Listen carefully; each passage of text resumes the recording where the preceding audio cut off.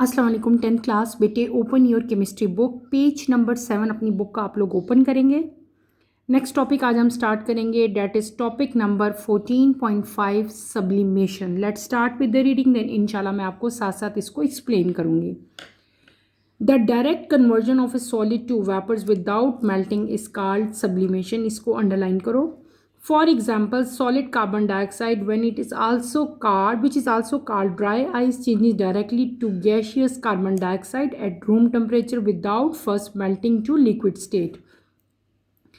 Another common example of sublimation is the disappearance of naphthalene balls, which are used to keep the insect away from the woolen clothes. Just like evaporation, the energy needed for sublimation also comes from within the substance, which then absorbs energy from the surrounding. This energy is sufficient to overcome the attractive forces of the neighboring molecules, which then escape into vapor phase. Next topic बेटे, अभी मैंने आपको read out करके दिखाया, that is sublimation. What is sublimation? Sublimation एक ऐसा process है जिसमें सॉलिड डायरेक्टली कन्वर्ट हो जाते हैं, किसमें? वेपर में। अभी तक आप लोग पढ़ रहे थे कि फेस चेंजेस कैसे होता है। सॉलिड जो है वो पहले मेल्ट होती है, पहले सॉलिड लिक्विड में कन्वर्ट होते हैं, देन लिक्विड को हम हीट अप करते हैं, वो किस में कन्वर्ट हो जाते हैं? गैस में कन्वर्ट हो जाते हैं। लेकिन हमेशा ऐसा नहीं होता, कभी कभार सॉलिड जो हैं without under going into liquid, यानी कि सॉलिड जो हैं वो बजाय इसके कि लिक्विड में पहले चेंज होते हैं, सॉलिड डायरेक्टली किस में चेंज हो जाते हैं? गैस में चेंज हो जाते हैं, गैस में कन्वर्ट हो जाते हैं विदाउट बीइंग मेल्टिंग। ठीक है, मेल्ट नहीं होते बल्कि डायरेक्ट वो गैस में कन्वर्ट हो जाते हैं। इस तरह के फेस चेंज को हम लोग क्या कहते हैं? सब्लिमेशन कहते हैं। ठीक है, यहाँ पे आपकी बुक में फर्स्ट लाइन ही में इसकी डेफिनेशन लिखी हुई है, the direct conversion of solid to vapour without melting is called sublimation. यही डेफिनेशन आप लोग यहाँ पे भी राइट करोगे। आगे जब भी हम कभी डेफिनेशन लिखते हैं बेटे, डेफिनेशन के साथ एग्जाम्पल जो है वो आपने मस्ट राइट करनी होती है। आपकी बुक में यहाँ पे 2 एग्जाम्पल्स आपको दी हुई हैं। एक एग्जाम्पल आपको दी हुई है सॉलिड कार्बन डाइऑक्साइड की। सॉलिड कार्बन डाइऑक्साइड जिसको हम लोग ड्राई आइस भी कहते हैं, आप सब लोग फैमिलियर हो गए इससे बेटे। सॉलिड कार्बन डाइऑक्साइड को हम लोग ड्राई आइस भी कहते हैं, और ड्राई आइस जो है ये डायरेक्टली कन्वर्ट हो जाती है किसमें? गैशियस कार्बन डाइऑक्साइड में एट रूम टेम्परेचर। यानी कि पहले ये मेल्ट नहीं होती बल्कि डायरेक्टली कहाँ किस में कन्वर्ट हो जाती है? गैस फॉर्म में कन्वर्ट हो जाती है। तो ये आपके पास सब्लिमेशन की पहली एग्जाम्पल आ गई। अब हम चलते हैं सब्लिमेशन की सेकंड एग्जाम्पल की तरफ। सेकंड एग्जाम्पल आपकी बुक में दी हुई है नैप्थलीन बॉल्स की। नैप्थलीन बॉल्स तकरीबन हर घर में ही जो है वो यूज़ होते हैं। नैप्थलीन बॉल्स को ज़्यादातर हम लोग जो है अपने जो वुलन क्लोथ्स हैं बेटे, उनको इंसेक्ट से महफूज रखने के लिए जो है इन टैबलेट्स का यूज़ करते हैं। और ये टैबलेट जो हैं जब भी आप कभी अपने वुलन क्लोथ्स में रखो, कुछ टाइम के बाद, कुछ अरसे के बाद आप लोग देखोगे तो वहाँ पे आपको नैप्थलीन की टैबलेट जो हैं वो नज़र नहीं आती। ठीक है, नैप्थलीन की टैबलेट जो हैं वो वो डिसअपियर हो जाती हैं, यानी कि वो टैबलेट्स हैं वो सॉलिड फॉर्म में होती हैं। जब आपने कुछ देर के लिए अपने क्लोथ्स जो हैं, यानी कि सीज़न ऑफ हो जाता है ना, तो हम लोग अपने क्लोथ्स के अंदर वो रख देते हैं ताकि हमारे जो क्लोथ्स हैं, जो वार्म क्लोथ्स हैं, गर्म कपड़े हैं, उनको कीड़ा ना लगे। ठीक है, हमारे कपड़े जो हैं वो ख़राब ना हो जाएं इंसेक्ट्स की वजह से, तो उनको महफूज रखने के लिए हम नैप्थलीन की टैबलेट्स का इस्तेमाल करते हैं। नैप्थलीन की टॉप टैबलेट्स बेटे वाइट कलर में होती हैं और सर्कल फॉर्म में होती हैं। आजकल तो कुछ स्टोर्स में कलर्ड भी जो हैं वो अवेलेबल है। तो जब आप नैप्थलीन की टैबलेट रखते हो सॉलिड फॉर्म में, लेकिन कुछ अरसे के बाद जब आप देखते हो तो आपके कपड़ों में से वो टैबलेट्स गायब हो चुकी होती हैं और आपके कपड़ों पे कोई उनका स्टेन भी नहीं लगता। नैप्थलीन टैबलेट जो हैं वो मेल्ट नहीं होती, लिक्विड में कन्वर्ट नहीं होती, बल्कि क्या होता है कि वो डायरेक्टली कन्वर्ट हो जाती हैं किसमें? गैस फॉर्म में। Is that clear? तो हमने यहाँ पे क्या पढ़ लिया? सब्लिमेशन पढ़ लिया। सब्लिमेशन क्या है? सब्लिमेशन एक ऐसा प्रोसेस है जिसमें सॉलिड जो हैं वो डायरेक्टली कन्वर्ट हो जाते हैं किसमें? गैस वे में without under going into liquid phase. ठीक है, और 2 कॉमन एग्जांपल यहाँ पे मैंने आपको करवाई, एक ड्राई आइस की हमने कर ली और दूसरी हमने क्या कर ली? नैप्थलीन बॉल्स की कर ली। इन दोनों को अंडरलाइन कर लो, एक ड्राई आइस और एक आपके नैप्थलीन बॉल आगे। अब नेक्स्ट हम क्या देखेंगे कि जस्ट लाइक एवोपरेशन, जिस तरह से हमने एवोपरेशन पढ़ा था बेटे, उसी तरह सब्लिमेशन के प्रोसेस में भी जो सब्सटेंस है, जिसकी जो पूरा सब्सटेंस है जैसे कि सॉलिड है, जो एनर्जी सब्लिमेशन के लिए मिल रही है वो कहाँ से आ रही है? वो उस सब्सटेंस से आ रही है, ठीक है, जो कि देन क्या करता है, एनर्जी लेता है फ्रॉम द सराउंडिंग से, ठीक है। और ये एनर्जी जो है ये सफिशेंट होती है टू ओवरकम, यानी कि जितनी अट्रैक्टिव फोर्सेस हैं नेबरिंग मालिक्यूल्स की, उनको ओवरकम करने के लिए ये एनर्जी जो है बहुत ज़्यादा मतलब काफ़ी होती है ये, ठीक है, ना काफ़ी नहीं होती बल्कि काफ़ी होती है ये। और इससे क्या होगा कि जो आपके सॉलिड फेज़ है वो डायरेक्टली कन्वर्ट हो जाएगा इस एनर्जी की हेल्प से इनटू वेपर फेज़। तो हमने आज क्या पढ़ लिया, सब्लिमेशन पढ़ा। सब्लिमेशन के प्रोसेस में एनर्जी कहाँ से ली जाती है वो मैंने आपको बताया, और सब्लिमेशन की हमने यहाँ पे 2 एग्जांपल्स भी की। नेक्स्ट पेज पे आए, पेज नंबर 8 पे। नेक्स्ट टॉपिक जो हमारा है डैट इज़ डेपोजिशन, ठीक है। नेक्स्ट टॉपिक है, पहले हमने क्या पढ़ लिया, सब्लिमेशन पढ़ा, अब हम क्या पढ़ेंगे, डेपोजिशन पढ़ेंगे। What is deposition? The process reverse of sublimation is called deposition, where a gas changes directly to a solid without going into liquid state. Formation of frost in winter season is an example of deposition. Deposition क्या है? अभी हमने क्या पढ़ा, sublimation. Sublimation का reverse कर लो। Sublimation में क्या हुआ था कि सॉलिड जो है वो डायरेक्ट कन्वर्ट हो गया था किसमें, लिक्विड में।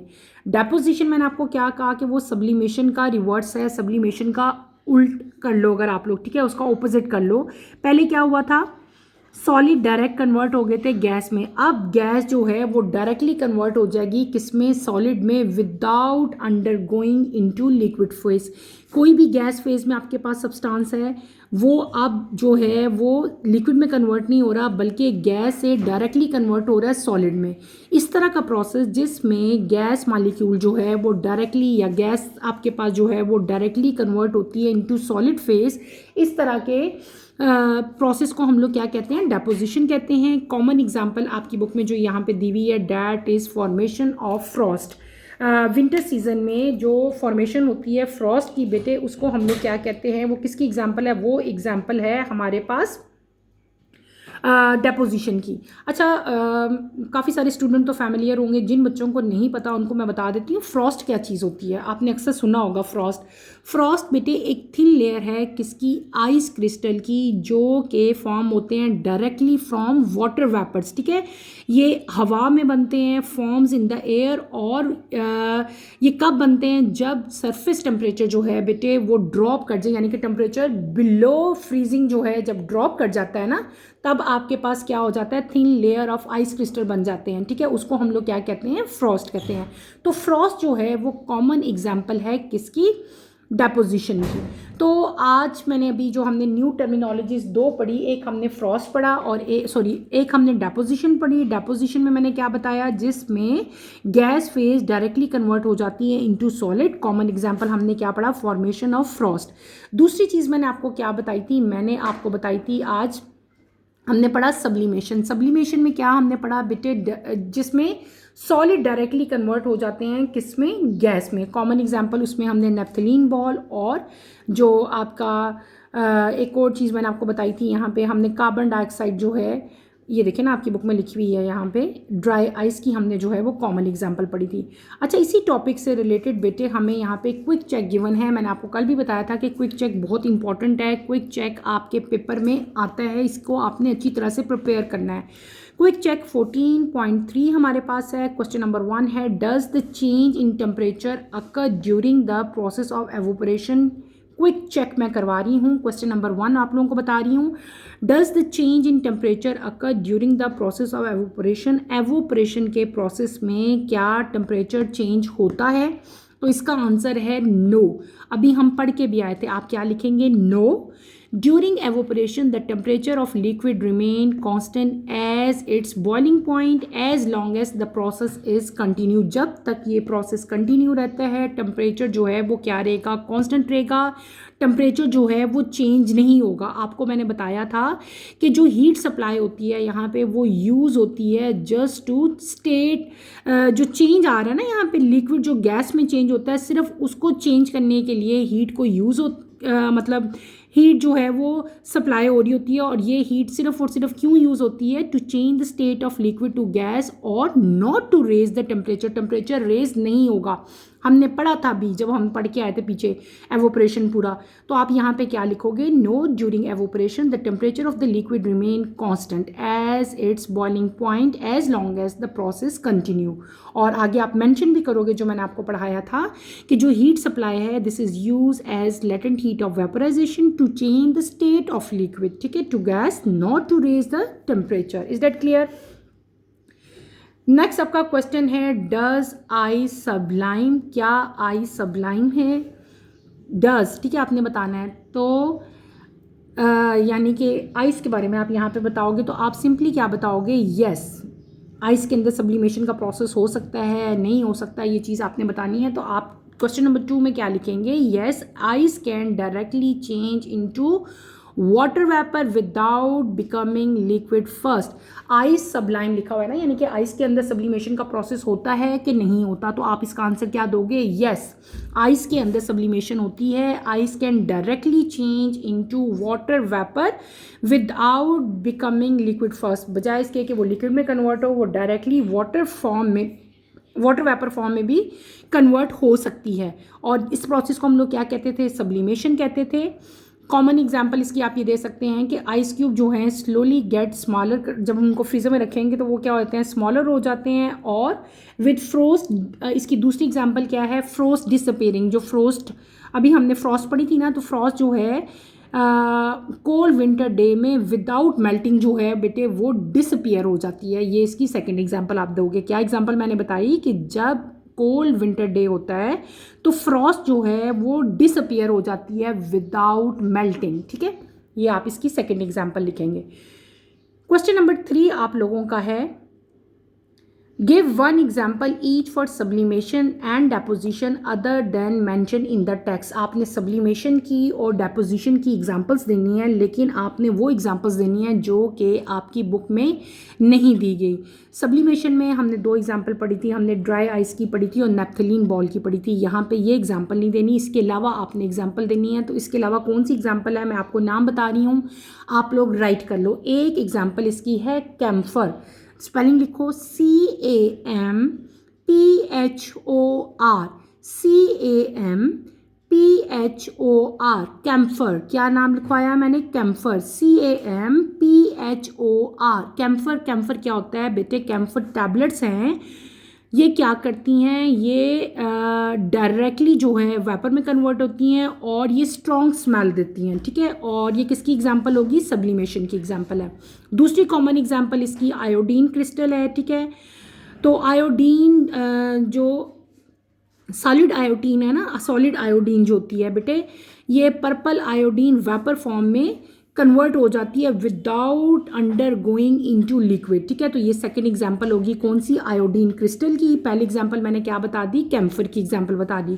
इसके अलावा भी बहुत सारी एग्जांपल्स हैं, जैसे आर्सेनिक है, अमोनियम क्लोराइड है, ठीक है, इनकी सब्लिमेशन कॉमन एग्जांपल है। और आइस इन फ्रीजिंग वेदर, ये भी कॉमन एग्जांपल है किसकी, सब्लिमेशन की। तो मैंने आपको 4 एग्जांपल्स यहाँ पे बता दी हैं।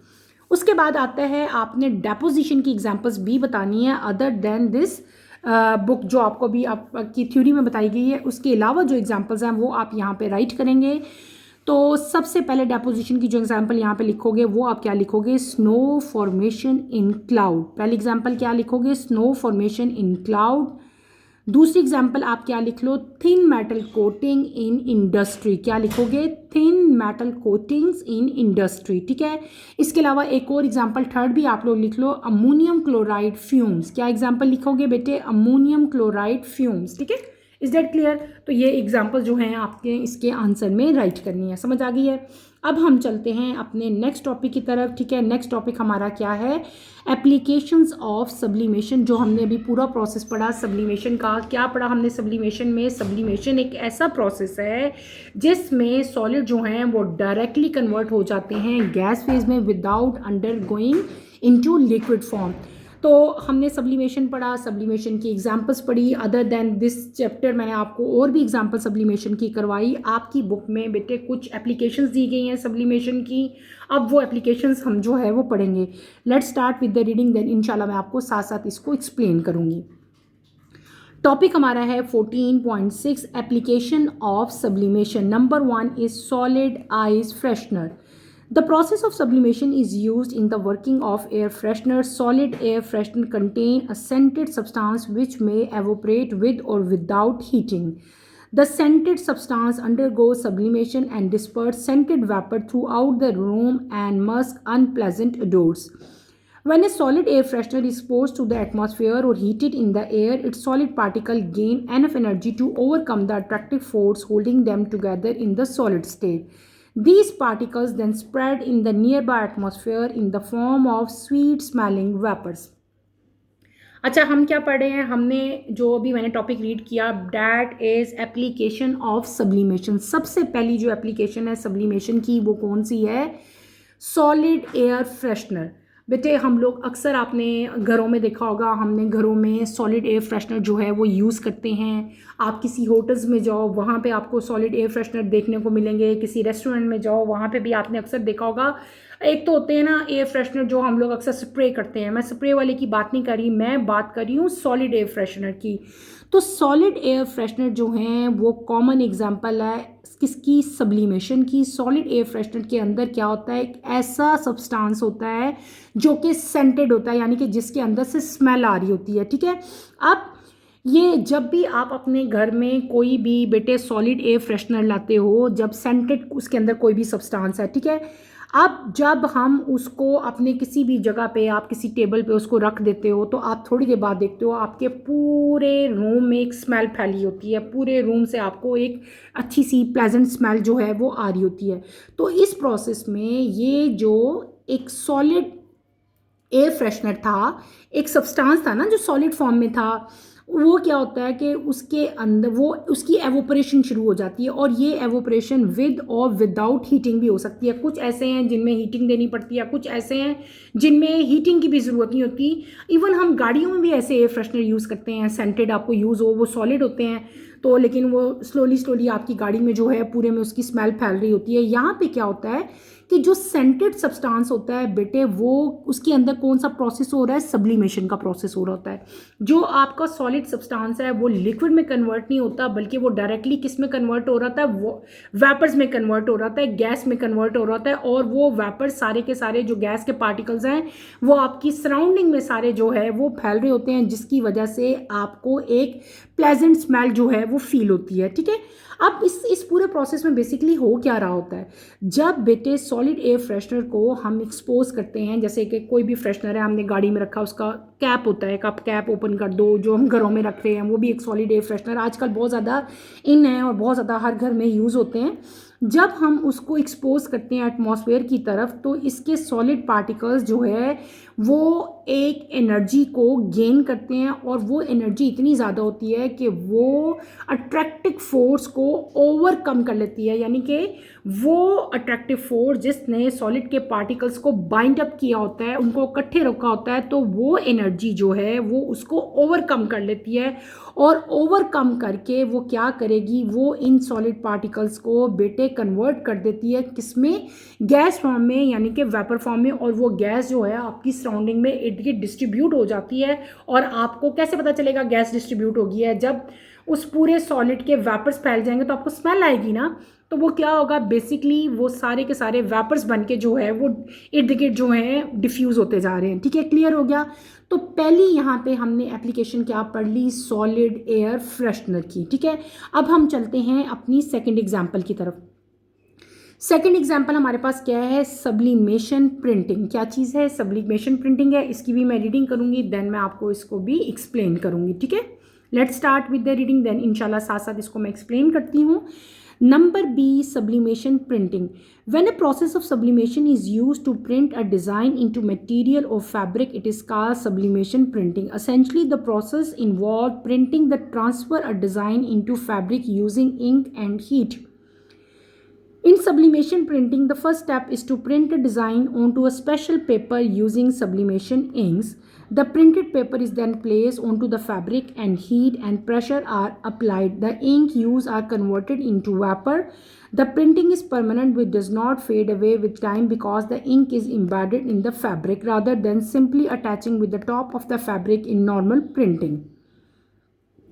The heat supplied during the process open up the pores present in the fabric and the ink entered into these pores under applied pressure cools down and return to the solid form. This method is popular for print on demand t-shirts and it is also available on ceramic, wood and metal that have special coating on to receive the ink which are sublimed. Next application जो sublimation की मैंने अभी पढ़ी, जिसकी मैंने अभी reading की, that is sublimation printing. बेटे ये जो सब्लिमेशन का प्रोसेस है इसको हम लोग किसी भी डिज़ाइन को प्रिंट करने के लिए यूज़ करते हैं, किसी भी फैब्रिक के ऊपर। फैब्रिक क्या चीज़ है? कोई भी कपड़ा, आपकी टी शर्ट्स हैं, गर्ल्स के कपड़े हैं, कॉटन फैब्रिक है, इन सब के ऊपर जो प्रिंटिंग हुई होती है ना, वो भी आजकल सब्लिमेशन ही के प्रोसेस से होती है। तो ये इसकी सेकंड एप्लीकेशन है, ठीक है। आप इसकी ये जो जब सब्लिमेशन की एग्जांपल्स लिखते हो तो उसमें भी आप ये लिख सकते हो।